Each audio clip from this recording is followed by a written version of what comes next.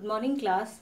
आज की कक्षा में हम आगे का पढ़ेंगे जो हमने अब तक पढ़ा था पुस्तक प्रेमी अब्राहम लिंकन। तो हम आगे का आज पढ़ लेंगे।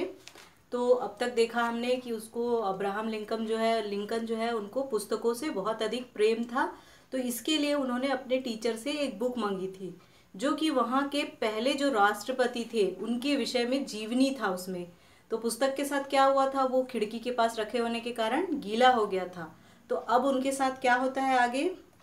सवेरे पुस्तक पढ़ने के विचार से वह सबसे पहले उठे और खिड़की के पास पहुंचे। तो जैसे ही उनकी नींद खुली तो जो पुस्तक पढ़े थे वो अधूरी थी। तो उनका ध्यान पुस्तक की ओर गया और वो उसको पढ़ने के लिए उसकी ओर गए। तो क्या देखा उन्होंने, लेकिन वहां जो कुछ देखा उसे देखकर उनका दिल धक से रह गया। तो वहां उन्होंने कुछ ऐसा देखा कि जिससे वो घबरा गए, डर गए।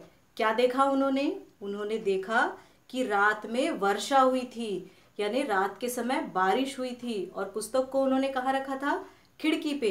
तो खिड़की पे पानी के छींटे पड़े और उस पुस्तक पर भी पानी के छींटे पड़े।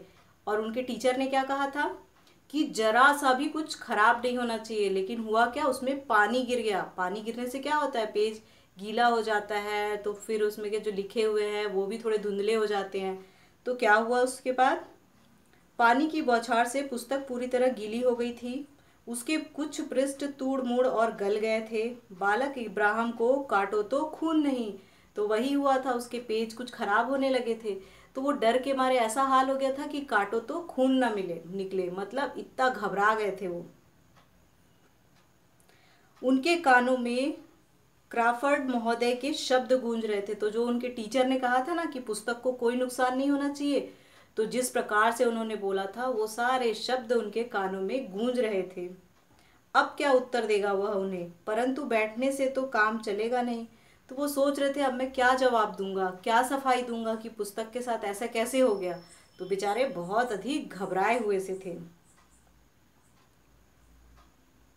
और वो सोचे कि अगर मैं बैठ जाऊंगा, सोचते बैठ जाऊंगा तो भी कुछ नहीं हो सकता। मतलब मुझे इस डर का सामना तो करना ही पड़ेगा, मेरे टीचर के पास मुझे जाना ही पड़ेगा और ये सच्चाई बतानी भी पड़ेगी। तो अब्राहम उसी समय पुस्तक लेकर क्राफर्ड महोदय के पास पहुंचे। उनकी आंखों से आंसू भरे थे, ग्लानि से सिर झुका था। क्राफर्ड महोदय पुस्तक देखते ही बरस पड़े।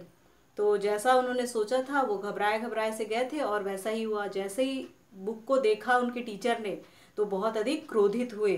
क्या किया उन्होंने, आखिर तुमने अपनी लापरवाही से इतनी सुंदर मूल्यवान पुस्तक नष्ट कर डाली, इसलिए मैं अपनी पुस्तकें किसी को नहीं देता।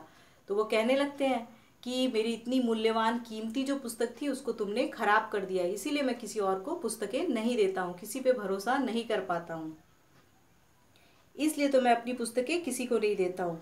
आंखें नीचे किए हुए अब्राहम ने कहा, क्या कहूँ, पुस्तक मैंने खिड़की पर रख दी थी, रात को अचानक पानी बरसा और पुस्तक भीग गई। इस अपराध के लिए मैं दुखी हूँ। तो वो यही कहने लगते हैं कि ये अपराध तो मुझसे हुआ है और इसके कारण मैं दुखी भी हूँ।